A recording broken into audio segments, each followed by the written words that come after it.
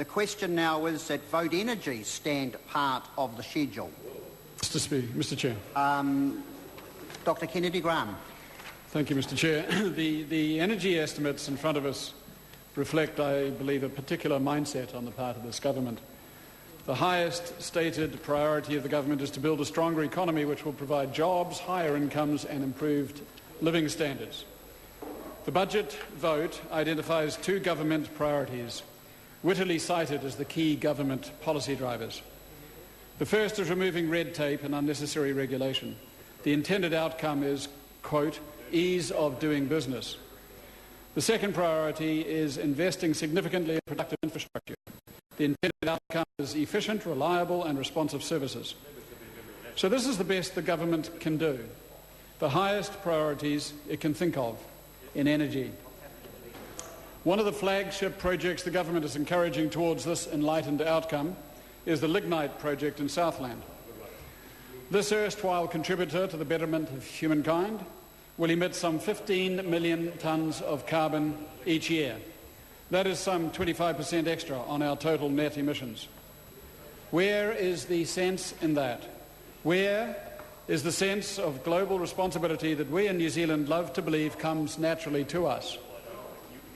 The focus of our energy strategy is the extraction of fossil fuels to maximise our financial wealth. Some $166 billion is voted to this. The environmental consequences of this manic policy the government regards as no more than an irritant, something to be minimised or paid for in clean-up mode as we move purposefully towards financial nirvana. Compare this fossil energy strategy with the latest work to come out of Denmark. Over the past year, while we have been planning a massive open-cast lignite mine, Denmark has set up a National Commission on Climate Change policy.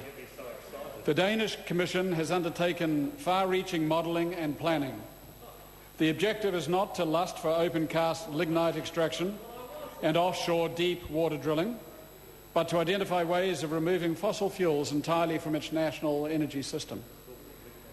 The Danish Commission on Climate Change is developing a scenario in which it will have, by 2050, a fossil-free energy system, including transport. And what is more, this national goal will be achieved without reliance on nuclear energy, and it will be achieved without reliance on carbon capture and storage. What do we do, in contrast? Here in Fantasyland, we seek to justify our absurd plan to produce lignite by a postulated reliance on future carbon capture and storage. This technology is not proven. To the extent that it has been tried, it has proven to be dangerous. But never mind, it allows us to rationalise the absurd.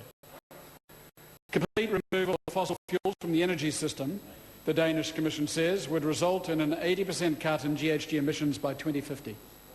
Emissions from agriculture would dominate the remaining profile. Clearly, New Zealand would be left with a still significant emissions profile with agriculture. But imagine New Zealand having a 50% cut in emissions by 2050, a fossil-free energy system. Wind and biomass are likely to be the major contributors to the Danish energy system in 2050. What do we do here? We ignore our local wind manufacturer and we buy Danish.